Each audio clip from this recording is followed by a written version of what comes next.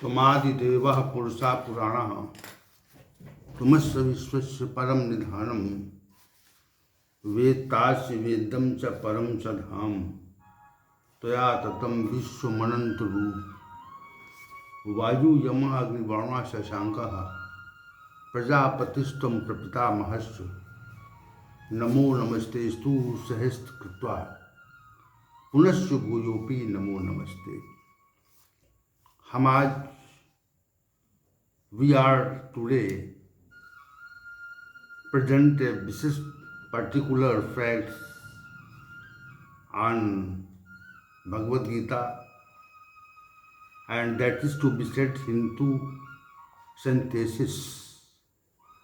The Bhagavad Gita is this sealing achievement of Hindu synthesis, incorporating its various religions and tradition. The synthesis is at both philosophical and socio-religious levels. It states of Gita, scholar K.A. Maitra, the text reference from insisting on one right marg path to spirituality. It openly synthesizes and inclusively accepts multiple ways of life, harmonizing spiritual pursuit through action karma, knowledge, gyan, devotion, bhakti.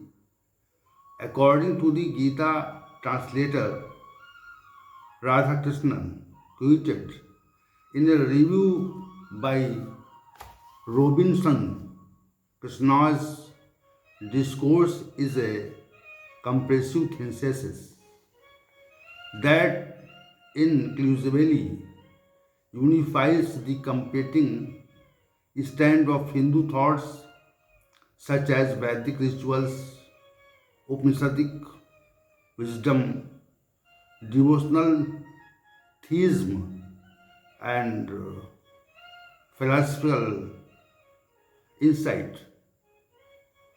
Aurobindo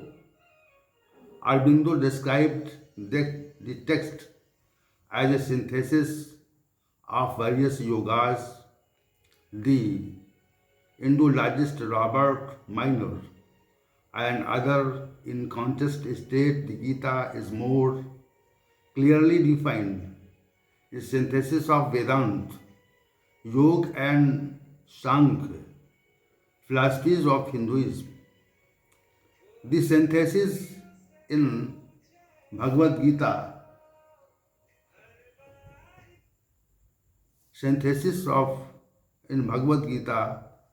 address the question as to what constitution the virtuous path and the necessary for the spiritual liberation and release from the cycle of rebirth, moksha.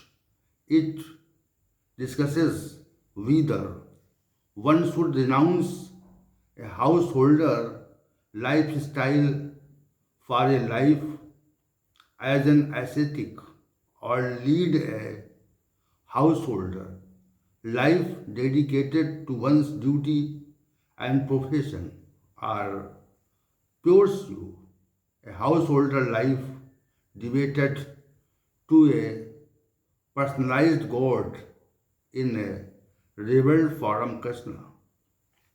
Thus Gita discusses and synthesizes and three dominant trends in Hinduism: enlightenment-based renunciation, dharma-based householder life, and devotion-based themes according to Dutes and Dalby.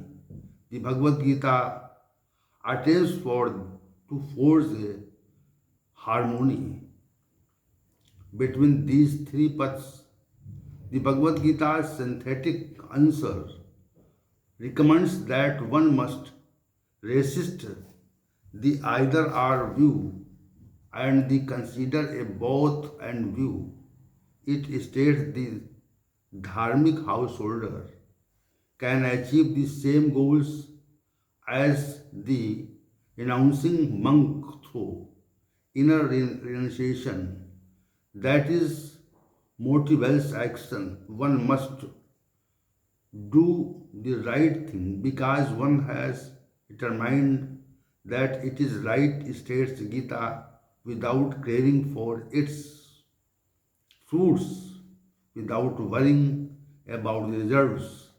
Loss or gain, desires, selfishness, and the craving for foods can distort one form of dharmic action and spiritual living. The Gita synthesis goes further according to its interprets such as Swami Vivekananda, and the text states that she is there is living God in even human being and devoted service to this living God in everyone.